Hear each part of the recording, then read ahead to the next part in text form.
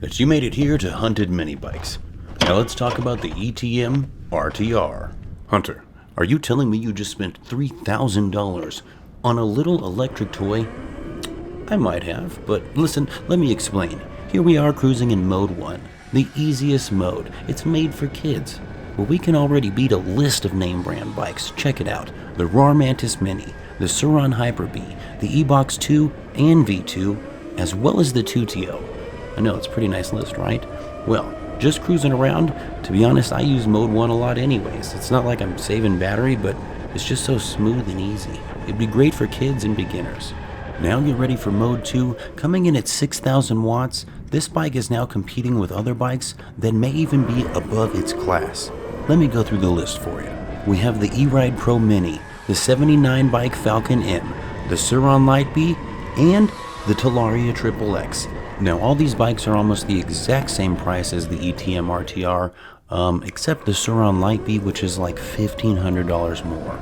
So I think the easiest way to describe Mode 2 would be lightly aggressive.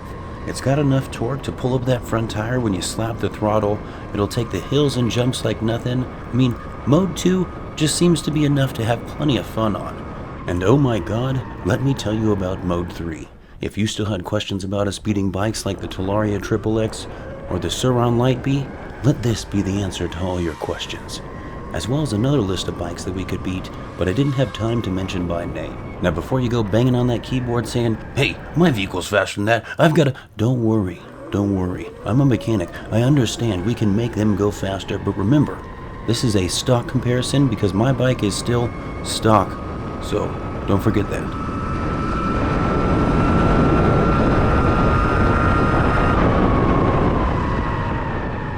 And now it's time for a real-world situation.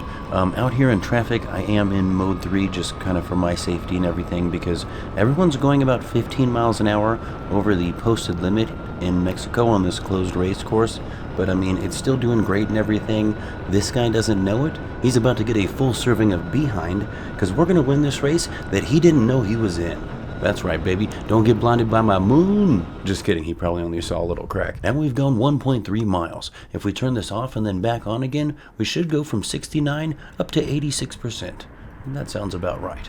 Okay, so a quick recap. Mode 1, 4,000 watts. Mode 2, 6,000 watts. And Mode 3 is 8,000 watts. And that is a solid power throughout the entire RPM range. Now we're on our way to the dirt speed and hill climb test areas.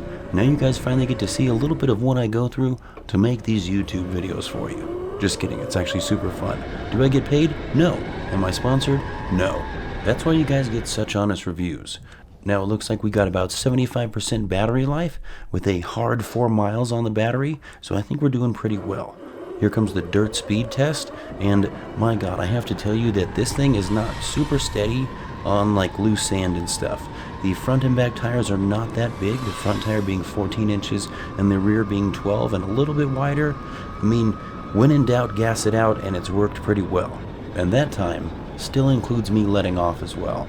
Next up we have the hill climb test, and I kind of mess up this whole beginning part, but since it's electric and it has plenty of torque, when in doubt, gas it out. And look, I mean, it worked well. We're just hauling ass up this hill.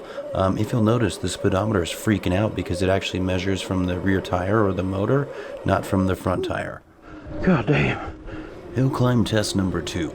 Now this is actually where I test all my 212s and 224s that are modded. And I can tell you for a fact that this goes faster than they do.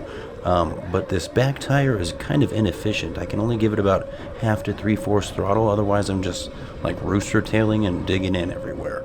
And a little side note, the suspension comes super nice and comfortable for like cruising and stuff, but if you're going to do any kind of off-roading, you're going to want to tighten that up. And if these tires were just a bit thicker on at least the rear, I think the bike would do a whole lot better. Actually bottomed out right there in the sand trying to haul my fat butt around. But don't forget, I'm an adult male who's 5'11", 190 pounds, riding around on a little electric toy. Oh god, hit the top of that one. Made for probably teenagers. But you know what? If I can fit on it, I'm gonna ride it. That's just how the mini life goes. Now as for the weight of the bike, it sits at about 130 pounds with the battery and all, about the same as a 110cc pit bike. And now it's time to test out some jumps. I guess I've never really noticed it before because there's always been a gas engine running, but I can hear the suspension when I land now, and I don't like it. But it still jumps well. Wait a second, did you guys hear that? What a sissy jump. Okay. One moment while I fix some things. Alright, let's give this a shot. That is much better.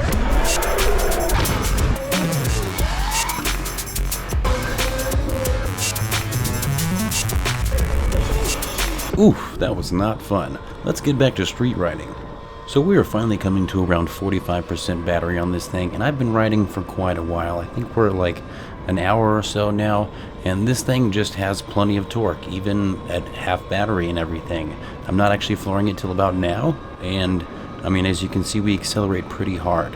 I came up that hill earlier at 55 and only lost about 5 miles an hour, so it only dropped to like 50, so that was actually pretty good. But for $3,000, you know, I should probably expect it. Yeah. So when you're driving on the sand, it's like riding a jet ski, because like I fell earlier and it took me like a good 3 seconds to actually complete the fall because I was like kind of getting a little traction. Oh, yeah, this is a sand jet ski. Bam, Electro & Co. Get your new sand jet ski. Although in super thick sand, it won't move, just a heads up.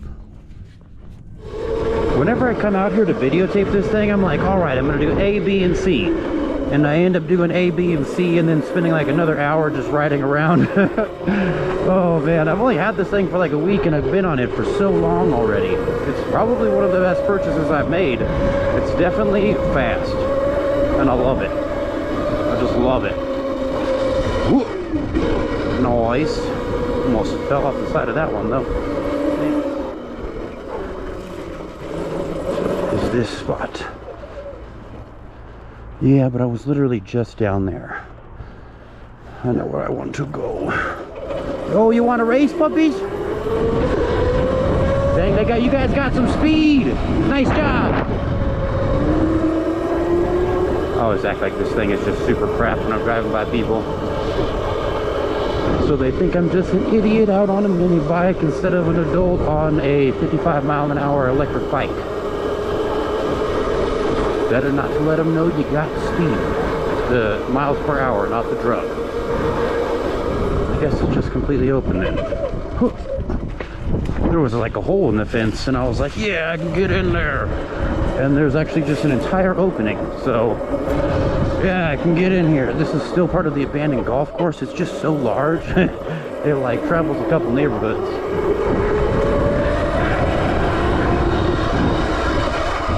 Oh God, came way down on that one. Oh, those were good. This is a lot of thick sand. Hold on tight. Yeah, that was a good lineup. Man, I wish I could just get a shovel and come out here and start building the track without anyone calling the cops on me, but there's like 500 witnesses. Yeah, that one's always smooth, even to flat ground. So let's talk battery options. It comes with a 72 volt 25 amp hour, and there's available upgrades to 35 amp hour and 45 amp hour, but those cost $1,200 and $1,600. And finally, it's time to talk about some issues I had. After doing the full dirt speed run, the hill climb test, and like just plowing through a bunch of sand, the motor finally overheated. I kind of expected it to happen, especially when I was going up that hill. I just kept it pinned the whole time.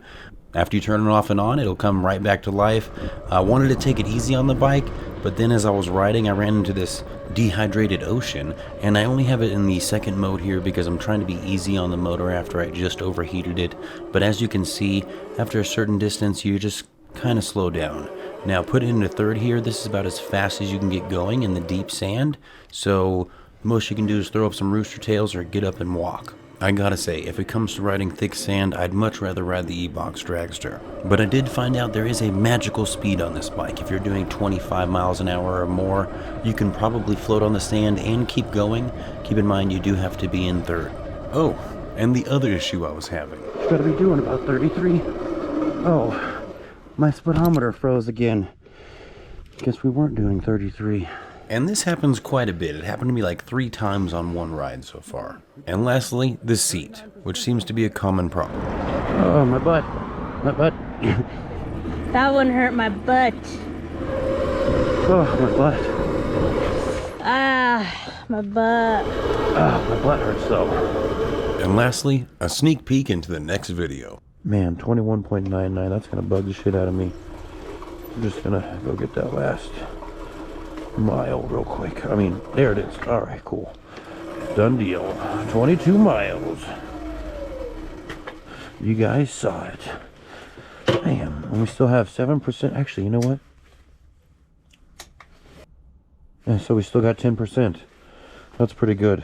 You might even be able to get 25 miles still if you were cruising at like 5 or 10 miles an hour.